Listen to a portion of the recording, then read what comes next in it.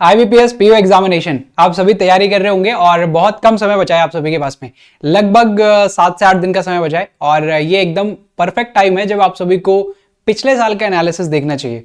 पिछले साल इस एग्जामिनेशन ने कैसे बिहेव किया था, किस टॉपिक से कितने क्वेश्चन आए थे, वो सारी चीजें अब आपको पता होना चाहिए क्योंकि आपने सारी चीजें सीख ली हैं और इन सारी चीजों को इंप्लीमेंट करना है आपको रियल एग्जामिनेशन में जाके। तो क्या प्लान होना चाहिए आईबीपीएस पीओ के लिए वो भी डिस्कस करेंगे और किस एरिया से, किस हिस्से से कितने क्वेश्चन हम एक्सपेक्ट कर सकते हैं वो भी डिस्कस करेंगे। और इसके साथ में क्या क्या इस साल चेंजेस आपको देखने को मिल सकते हैं वो सब कुछ डिस्कस करने वाले हैं। स्टार्ट करें सेशन को। एक बार फटाफट से सेशन को लाइक कर दो और इस सेशन को शेयर कर देना। एक रिक्वेस्ट मैं आप सभी से करना चाहूंगा कि जितने भी कैंडिडेट्स हैं जो चैनल से जुड़े हुए हैं वो नोटिफिकेशन को ऑन कर लीजिए, क्योंकि काफी सारे कैंडिडेट्स की शिकायत है कि उन तक ना नोटिफिकेशन नहीं जाता क्लासेस का। तो नोटिफिकेशन बेल जो है उसको ऑन करके रखिएगा। और एक टेलीग्राम ग्रुप है हमारा जिसका लिंक आपको डिस्क्रिप्शन बॉक्स में मिलेगा, उस टेलीग्राम ग्रुप के लिंक पे क्लिक करके ज्वाइन कर लो हमारा ग्रुप, ताकि आपको अपडेट्स जो है वो सारे के सारे मिल जाए। क्लासेस की जितने भी क्लासेस होती है हमारे यूट्यूब चैनल के ऊपर वो सारी मैं अपडेट करता हूँ, सबकी पीडीएफ वगैरह भी शेयर करता हूँ। चलिए अब हम स्टार्ट करते हैं आज का हमारा सेशन। आईबीपीएस पीओ पिछले साल क्वांट ने कैसा बिहेव किया था समझने वाले हैं बहुत डिटेल में। तो अगर आप स्क्रीनशॉट लगाना चाहते हो तो आप यहां से स्क्रीनशॉट लगा सकते हो, बट अब मैं आपको एक्सप्लेन करूंगा कि चीजें किस तरीके से पूछी गई थी और इस बार क्या एक्सपेक्टेड है चीजों में, किस तरीके के डीआईस थे, किस तरीके का वन लाइनर्स था, किस तरीके का अर्थमेटिक था और इस साल क्या क्या चीजें हम एक्सपेक्ट कर सकते हैं इस पेपर से भी। देखो ध्यान से समझना, पिछले साल जो आपका पेपर हुआ है ना उसको 3 हिस्से में ब्रेक कर रहा हूं। वन लाइनर्स वाला हिस्सा, उसके बाद में डीआई वाला हिस्सा और उसके बाद में अर्थमेटिक वाला हिस्सा। तो सबसे पहले हम डिस्कस करते हैं वन लाइनर्स वाले हिस्से को। और ये वन लाइनर्स वाला हिस्सा एक दिन का एनालिसिस है। ये जब नेक्स्ट डे एक और शिफ्ट हुई थी उसमें भी सेम था। तो यहां पे अगर आप देखोगे ना वन लाइनर्स वाला हिस्सा, सिर्फ वन लाइनर्स वाले हिस्से पे ही आप फोकस करना, बाकी पे मत करना। आ जाओ वन लाइनर्स वाला हिस्से में अगर आप देखोगे तो यहां पे मिसिंग नंबर सीरीज के 5 सवाल है, क्वाड्रेटिक इक्वेशन के 5 सवाल है। बस सिर्फ और सिर्फ 10 क्वेश्चन आपको मिल रहे हैं वन लाइनर से, यानी कि हिस्सा कम हो गया है। पीयू एग्जामिनेशन में फर्स्ट शिफ्ट में केवल 10 सवाल मिल रहे हैं। क्लर्क की बात करें तो ये नंबर 20 तक भी चला जाता है, 15 सिंप्लीफिकेशन, 5 नंबर सीरीज, 20 तक भी नंबर जाता है। लेकिन जब पीयू एग्जामिनेशन की बात आती है तो ये नंबर 10 पे रुक गया। चलो सर सेकंड शिफ्ट में थोड़ा ज्यादा मिला होगा, नहीं, सेकंड शिफ्ट में भी सेम आपके पास में है। मिसिंग नंबर सीरीज के 5 सवाल हैं और अप्रॉक्सीमेशन के 5 सवाल है, यानी कि कुल मिला के आपके पास में 10 सवाल है। थर्ड जो शिफ्ट थी उसमें अप्रॉक्सीमेशन और क्वाड्रेटिक इक्वेशन का कॉम्बिनेशन बना दिया गया, इस बार नंबर सीरीज ही गायब है। और फोर्थ जो लास्ट शिफ्ट थी उसमें अप्रॉक्सीमेशन था और अप्रॉक्सीमेशन के साथ में क्वाड्रेटिक इक्वेशन था। तो अभी आपने देख लिया कि सर 3 पार्ट होते हैं हमारे पास में, एक पार्ट होता है अप्रॉक्सीमेशन का, दूसरा पार्ट होता है नंबर सीरीज का और तीसरा पार्ट होता है क्वाड्रेटिक इक्वेशन का। ये तीनों के तीनों एक साथ नहीं मिले पिछले साल किसी भी शिफ्ट में। तो इस साल की मेरी एक्सपेक्टेशन ये है कि शायद इस साल भी आपको नहीं मिलने वाले। अगर आपके शिफ्ट में आ जाते हैं तो उस शिफ्ट को थोड़ा ईजी माना जाएगा, है ना, उस शिफ्ट को थोड़ा सा आसान माना जाएगा।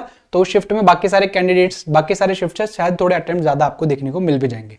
लेकिन पिछली बार अगर नहीं आया तो इस बार भी थोड़ा सा कम है एक्सपेक्टेशन कि तीनों एक साथ हाथ में आएंगे। 2 का पेयर आपको मिलेगा। अब वो approximation number series quadratic equation, approximation quadratic equation किसी भी तरीके से हो सकता है आपके पास में। तो अब आपने क्या कर लेना है, पहले से दिमाग में ये चीज बिठा लेनी है कि वन लाइनर्स वाला हिस्सा बहुत ज्यादा नहीं मिल रहा है, केवल और केवल 10 सवाल मुझे मिल रहे हैं और ये 10 सवाल मेरे फिक्स्ड होने चाहिए। ये एग्जामिनेशन में 35 सवाल होंगे, कहीं पे भी छुपा के रखे एग्जामिनर, मुझे तो ये 10 सवाल बनाने, कहीं से भी मैं ढूंढ के बनाऊंगा, लेकिन बनाऊंगा जरूर। तो सबसे पहले आपको क्या करना है, वन लाइनर्स वाले हिस्से को खत्म करना है। ज्यादा स्कोरिंग वाला हिस्सा नहीं मिल रहा है, ध्यान से सुनना मेरी बात को। तो जितना मिल रहा है ना उतने हिस्से पे एक्यूरेसी 100% चाहिए। ये 10 सवाल आप अटेम्प्ट कर रहे हो, आपकी एक्यूरेसी 100% होनी चाहिए, क्योंकि आपके अटेम्प्ट ऐसे शिफ्ट में थोड़े से कम रह जाते हैं जहां पे वन लाइनर्स का हिस्सा बहुत ज्यादा नहीं होता है। क्योंकि डीआई है जो अर्थमेटिक है वो थोड़ा सा टाइम कंज्यूमिंग होगा। अर्थमेटिक के सवाल शायद 1 मिनट से ज्यादा समय भी ले ले, डीआई शायद 5 मिनट में आपका डिकोड हो, इसलिए थोड़ा ज्यादा समय लग जाता है। तो अटेम्प्ट थोड़े से गिर जाते हैं। तो जहां अटेम्प्ट थोड़े से गिरेंगे वहां पे एक्यूरेसी मैटर करेगी, ध्यान रखिएगा मेरी इस बात का। तो ये 10 क्वेश्चन आप एक्सपेक्ट करो और मैं तो ये कहता हूं कि आप ऐसे भी एक्सपेक्टेशन रखना कि शायद 5 सवाल मिले। किसी ना किसी एक शिफ्ट में आपको ऐसा भी देखने को मिल सकता है कि 5 ही क्वेश्चन मिले सर वन लाइनर्स के, बाकी पूरा पेपर अर्थमेटिक, डीआई और उसके साथ में या तो क्वांटिटी 1 क्वांटिटी 2 या तो डेटा सफिशिएंसी डाल दिया, ऐसा भी हो सकता है। लेकिन रिप्लेस अगर करेंगे वो किसी ना किसी एक टॉपिक से तो लेवल लगभग सेम रखने की कोशिश करेंगे ना। तो अगर मान लीजिए 5 ही वन लाइनर्स मिलते हैं तो उसको रिप्लेस कर रहे हैं किसी डीआई से, तो डीआई आपको आसान मिलेगा, डूएबल मिलेगा, सामने डेटा रखा हुआ मिलेगा। इस तरीके का डीआई आपको वहां पे देखने को मिलने वाला है। Got it. तो वन लाइनर्स वाला हिस्सा पिछले साल सुपर इजी है। देखो एक चीज और समझना, approximation is super easy, quadratic equation बिल्कुल बेसिक जो होता है ना, क्वाड्रेटिक इक्वेशन कंपैरिजन बस 2 क्वाड्रेटिक इक्वेशन है, साइन मेथड से सवाल सॉल्व होंगे, नहीं तो रूट्स निकाल के कंपैरिजन करना है। इसके अलावा कुछ नहीं है, कोई रूट्स वाले क्वेश्चन नहीं है, कुछ नहीं है। नंबर सीरीज वाला जो हिस्सा है ना, नंबर सीरीज वाला हिस्सा, उसमें थोड़े से जो इंटीजर्स हैं, बड़ी वैल्यूज का इस्तेमाल किया जाता है। जैसे सीरीज स्टार्ट हो रही है 300 के बाद में और वो जा रही है 850 900 तक, तो वो नंबर्स के साथ में थोड़ा कम फैमिलियर होता है, बजाय इसके 2 5 10 20 25। यहाँ पे भी सीरीज होती है, लेकिन इन नंबर्स के साथ में थोड़ा ज्यादा फैमिलियर होता है, थोड़े बड़े वाले नंबर्स के साथ में कम फैमिलियर होते हैं, तो उनको आप थोड़ा सा देख लीजिएगा, वहां से क्वेश्चन आएंगे, तो समय बचाना है आप सभी को। बाकी कोई यूनिक पैटर्न नहीं है नंबर सीरीज में, सेम पैटर्न है जो पिछले 5-10 सालों से चल रहा है। नेक्स्ट हिस्सा, अगला जो पार्ट है, अगला पार्ट आपका आता है डेटा इंटरप्रिटेशन का, डीआई का। अब पहले वाला शिफ्ट 2 डीआईज पूछे गए, सेकंड वाले शिफ्ट में अगेन 2 डीआईज पूछे गए, तीसरे वाले शिफ्ट में अगेन 2 डीआईज पूछे गए, और इसमें भी 2 डीआईज आपसे पूछे जा रहे हैं। अब फेवरेट मैंने कहा है ना एग्जामिनर की 3 ही है, बार ग्राफ, पाई चार्ट और टेबल। इन्हीं पे सवाल, सारे के सारे सवाल एग्जामिनर जो है आपसे पूछने वाले हैं। तो पहला जो शिफ्ट था उसमें डबल पाई चार्ट और टेबल। ध्यान रखना, ये पाई चार्ट में ना डबल पाई चार्ट वाला फेवरेट बन चुका है एग्जामिनर का। आरआरबीज में इस साल भी आया और आईबीपीएस पीओ में पिछले साल भी आया था। तो अगर आप पाई चार्ट प्लान कर रहे हो तो डबल पाई चार्ट आप सभी के पास में होना चाहिए, प्रैक्टिस किया हुआ बहुत बढ़िया तरीके से, कि डबल पाई चार्ट आ गया, वेरिएबल के साथ में आ गया, मुझे आता है डिकोड करना। इस लेवल पे आप सभी तैयार होने चाहिए डबल पाई चार्ट को लेकर के। टेबल बेस्ड एक डीआई है जिसमें डेटा आपको डायरेक्ट दिया जाता है, लेकिन थोड़ा सा कॉम्प्लेक्स होता है, थोड़ा कॉम्प्लिकेटेड सा डेटा होता है। जैसे सीधा सीधा डेटा नहीं होता 100 200 500 400, ऐसे नहीं होता। वो ऐसा होता है 232 337, इस तरीके का डेटा का जब यूज हो जाता है ना, थोड़ा कैलकुलेटिव हो जाता है सवाल। तो ऐसे डेटा का इस्तेमाल किया गया था टेबल बेस्ड डीआई में। हालांकि वेरिएबल नहीं था, ना इसमें वेरिएबल था और ना इसमें वेरिएबल था, दोनों के दोनों डीआईज वेरिएबल फ्री थे, मतलब वेरिएबल था ही नहीं इसमें। दोनों डीआईज में वेरिएबल नहीं था, लेकिन ये डबल पाई चार्ट था। ऑब्वियसली कंपैरिजन करोगे आप, टाइम ज्यादा लगेगा, टेबल बना लेनी चाहिए आपको पहले। और टेबल वाला जो डीआई था उसमें डेटा थोड़ा सा ऐसा था जो आपको कैलकुलेट करना पड़ रहा है, थोड़ा समय की डिमांड है, मांग कर रहा है वो समय की। सेम चीज सेकंड वाले में, बार ग्राफ टेबल, लगभग वैसा ही टेबल था, वैसा ही डेटा था। अगर आप देखोगे तो हर एक उसमें टेबल पूछा गया है, तो टेबल तो एग्जामिनर का फेवरेट है। हालांकि वेरिएबल नहीं था डीआईज में, लेकिन फिर भी कैलकुलेटिव डीआईज थे। क्वेश्चंस को थोड़ा सा स्ट्रेच करके लिखा जाता है। 5 डीआईज के सवाल होंगे ना, तो उसमें से एक सवाल आपको जरूर ऐसा मिलेगा जो बहुत बड़ा सा सवाल होगा, जिसको देख के आपको लगेगा कि यार ये तो बहुत बड़ा सवाल है। तो ऐसे सवालों को स्किप करना ज्यादा बेहतर ऑप्शन है शुरुआत में, कि 5 में से 4 निकाल लिया हमने, बहुत है। समय बचेगा तो वापस आके देख लेंगे इस सवाल को, नहीं तो जबरदस्ती की कैलकुलेशन करवाएगा ये, और जबरदस्ती हमारा समय किल करेगा। ठीक है, तो उस एक सवाल को ध्यान रखना, वो ट्रैप करने के लिए होता है हर एक डीआई में।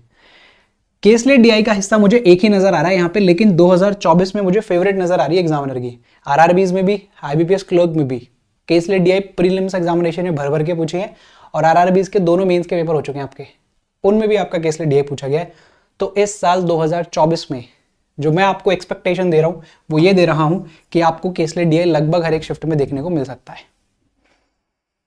अब आप प्रैक्टिस नहीं कर रहे हो तो इसमें आपकी गलती है भाई, क्योंकि एग्जामिनर तो पूछेंगे, और इस साल ज्यादा पूछे ना, तो आईबीपीएस पीओ में भी उम्मीद है कि वो थोड़ा ज्यादा पूछ सकते हैं। तो ये आपका स्ट्रॉन्ग जोन में आ जाना चाहिए। ये स्ट्रॉन्ग जोन से बाहर अगर आपके है तो दिक्कत परेशानी होने वाली है आपको, क्योंकि फिर एक टेबल वाला डीआई बचा आपके पास में, एक डीआई बचेगा, वो थोड़ा कैलकुलेटिव आ गया, तो ऑप्शन नहीं है फिर आपके पास में, क्योंकि ये आपने प्रैक्टिस किया नहीं, कॉन्फिडेंस नहीं है, और इसमें आप फंस गए कैलकुलेशन में या फिर डिकोडिंग में फंस गए, मान लो वेरिएबल वाला आ गया, तो फिर दोनों डीआईज आपको छोड़नी पड़ सकती हैं, और वो बहुत खतरनाक पोजीशन होगी आपके लिए। तो वो कंडीशन आप फेस ना करो, इसलिए केसलेट डीआई की रगड़ के प्रैक्टिस कर लेना 7-8 दिन। बहुत डिफिकल्ट नहीं आती है, लेकिन ये आने लगी एग्जामिनेशन में, प्री के एग्जामिनेशन में भी। तो यहाँ पे मुझे थोड़ा सा लग रहा है कि इस बार बच्चे ट्रैप होने वाले, फंसने वाले हैं, कि एक डीआई मैंने कैलकुलेटिव दिया बहुत सारा और एक मैंने केसलेट डाल दिया, अब वो दोनों ही नहीं कर सकते। वन लाइनर्स वाला हिस्सा वैसे कम हो गया है, डीआईज उन्होंने दोनों छोड़नी पड़ी उनको, एक वैसे छोड़नी पड़ी और एक कैलकुलेशन नहीं हो रही है, 10 मिनट ले रही है, क्या फायदा फिर होगा।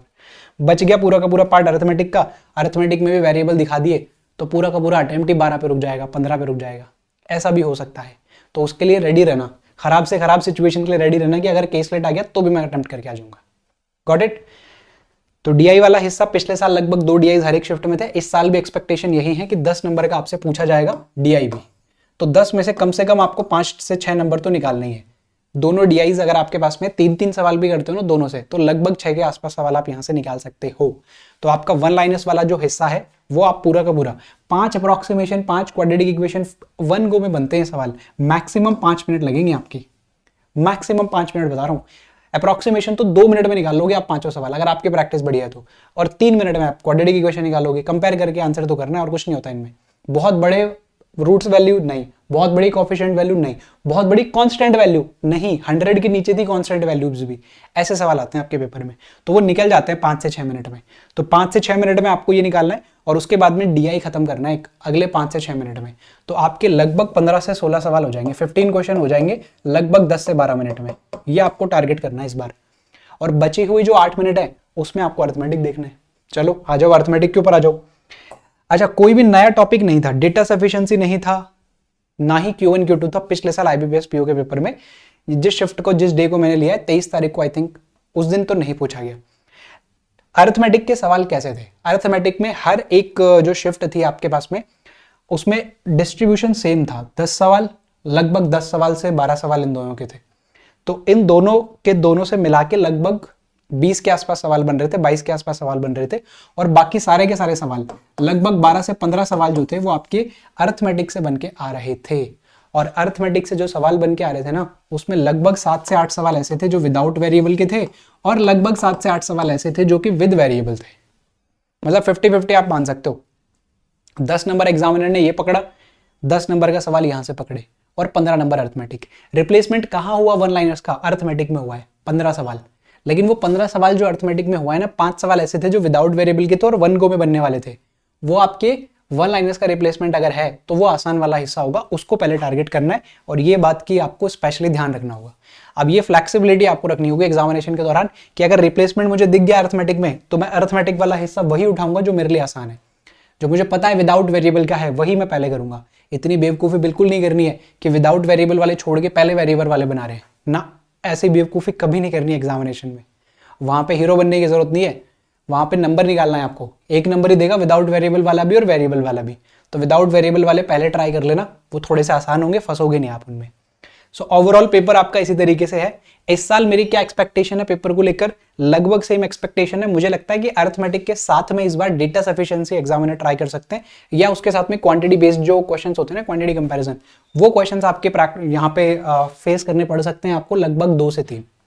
भाई 12 अर्थमेटिक रख देंगे, 3 सवाल डेटा सफिशिएंसी के रख देंगे, 3 सवाल Q1 Q2 के रख देंगे। ये चेंज मुझे नजर आता है इस साल। और एक केसलेट DI मुझे लग रहा है कि इस बार थोड़ा सा ज्यादा पूछा जाने वाला है। बाकी ओवरऑल पेपर हर एक शिफ्ट में अगर आप देखोगे ना, हर एक शिफ्ट में अगर आप देखोगे तो लगभग 10 से 12 मिनट में आपने 15 क्वेश्चन निकाल लिए। और अर्थमेटिक का जो हिस्सा है ना, लगभग 8 मिनट आपके पास में बची। अगर आप 5 से 6 सवाल निकालते हो, विदाउट वेरिएबल वाले ही करते हो अगर आप सिर्फ, तो भी आप पूरे के पूरे पेपर में 20+ जा सकते हो। 22 तक, 23 तक आप जा सकते हो आराम से। और इस पेपर में 20+ करना बहुत अच्छा अटेम्प्ट है। किसी भी शिफ्ट में आप बैठे हो 20+ आपने बना दी, बहुत अच्छा अटेम्प्ट है। बाकी रेस्पॉन्ड तो क्वेश्चन पेपर के अकॉर्डिंग ही करना है। ध्यान रखिएगा इस बात का कि भाई 15 वन लाइनर्स आ गए तो भी हमारे अटेम्प्ट 20 ही हैं, तो वो भी तो गलत है ना। फिर 15 वन लाइनर्स में तो अटेम्प्ट हमारे 25 तक जानी चाहिए। वन लाइनर्स हमारे पास में 10 ही आए तो फिर हमें 20+ रहने की कोशिश करनी है, 22, 25 तक। और अगर वन लाइनर्स 5 ही आए तो फिर कोशिश करनी है कि मैं 15 से ऊपर रहूं। अगर 5 ही वन लाइनर्स है ना, तो लगभग मेरे अटेम्प्ट है 18 के आसपास, 19 के आसपास, 20 के आसपास। ऐसे प्लान करना है आप सभी को पूरा का पूरा पेपर, ठीक है? क्योंकि वो मुश्किल शिफ्ट होगी तो नंबर बढ़े हुए आपको दिखे, RRBs में भी दिखे और IBPS क्लर्क में भी आपको दिख गए, हर एक जगह पे आपको दिख जाएंगे।